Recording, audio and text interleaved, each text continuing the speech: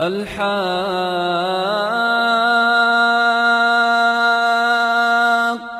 ما الحاقة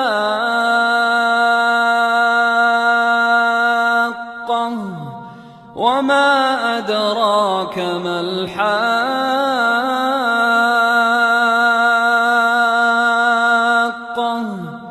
كذبت ثمود وعاد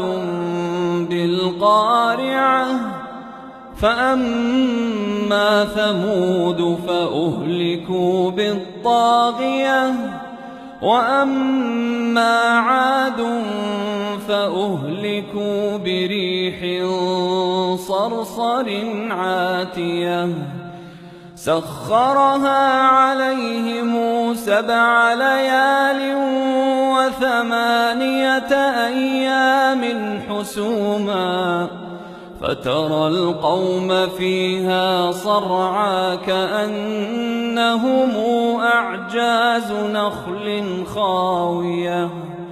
فهل ترى لهم من باقية وجاء فرعون ومن قبله والمؤتفكات بالخاطئة فعصوا رسول ربهم فأخذهم أخذة رابية إنا لما طغى الماء حملناكم في الجارية لنجعلها لكم تذكرة وتعيها أذن واعية فإذا نفخ في الصور نفخة واحدة وحملت الأرض والجبال فدكتا دكة واحدة فيومئذ وقعت الواقعة وانشقت السماء فهي يومئذ واهية والملك على أرجائها ويحمل عرش ربك فوقهم يومئذ 8 يومئذ تعرضون لا تخفى منكم خافية فأما من أوتي كتابه بيمينه فيقول هاؤم اقرءوا كتابيه إني ظننت أني ملاق حسابيه فهو في عيشة راضية في جنة عالية قطوفها دانية كلوا واشربوا هنيئا بما أسلفتم في الأيام الخالية وأما من أوتي كتابه بشماله فيقول يا ليتني لم أوت كتابيه ولم أدر ما حسابيه يا ليتها كانت القاضية ما أغنى عني ماليه هلك عني سلطانيه خذوه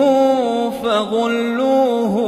ثم الجحيم صلوه ثم في سلسلة ذرعها 70 ذراعا فاسلكوه إنه كان لا يؤمن بالله العظيم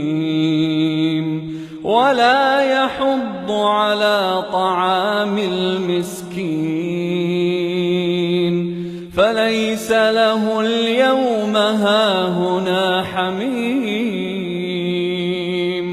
ولا طعام إلا من غسلين لا يأكله إلا الخاطئون فلا أقسم بما تبصرون وما لا تبصرون إنه لقول رسول كريم وما هو بقول شاعر قليلا ما يؤمنون ولا بقول كاهن قليلا ما يذكرون تنزيل من رب العالمين ولو تقول علينا بعض الأقاويل لأخذنا منه باليمين ثم لقطعنا منه الوتين فما منكم من أحد عنه حاجزين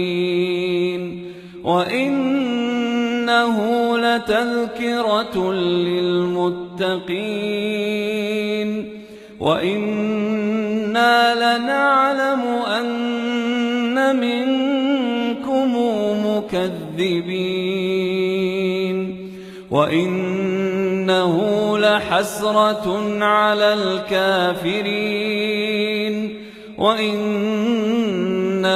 لحق اليقين فسبح باسم ربك العظيم.